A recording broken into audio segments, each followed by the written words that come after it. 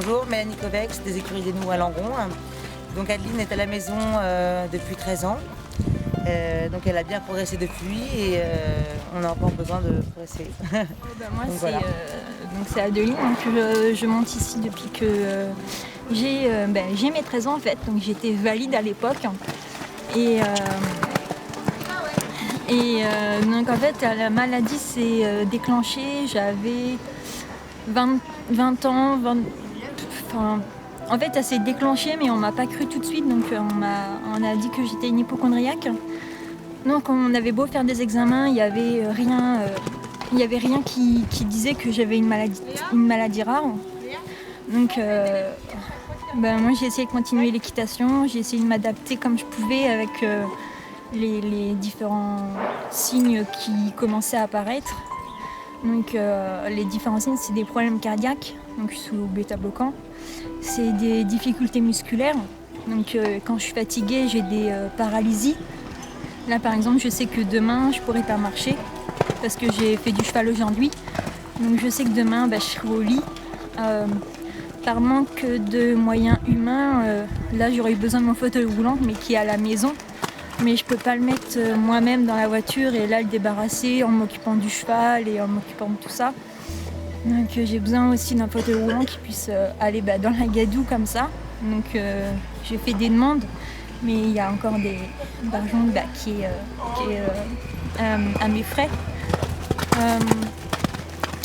Donc moi je touche que la hache, puis les allocations à côté, mais c'est tout. Donc comme le cheval c'est vraiment ma grande passion, je sais que je sacrifie tout pour le cheval parce que c'est vraiment mon moral. Même si là je marche plus, c'est quand même ma façon de marcher dans la vie en fait.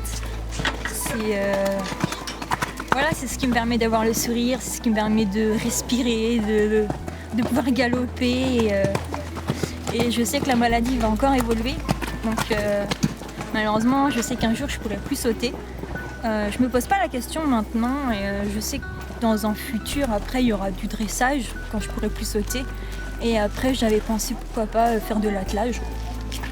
Donc voilà, il y a toujours des moyens et voilà, tant qu'il y a le cheval voilà, je serai là et j'aurai toujours le moral et voilà, c'est ça qui me soutient et j'ai besoin d'aide vraiment pour justement réaliser ce rêve, continuer à le réaliser parce que malheureusement ça devient de plus en plus dur financièrement et puis déjà physiquement c'est sûr, donc c'est tout un budget et des sacrifices, mais voilà, c'est mon moral, c'est mon leitmotiv, donc voilà. Donc ce que j'aurais besoin, c'est d'une orthèse pour tenir ma jambe droite qui, lorsque je saute, part en arrière parce qu'elle est en manque musculaire.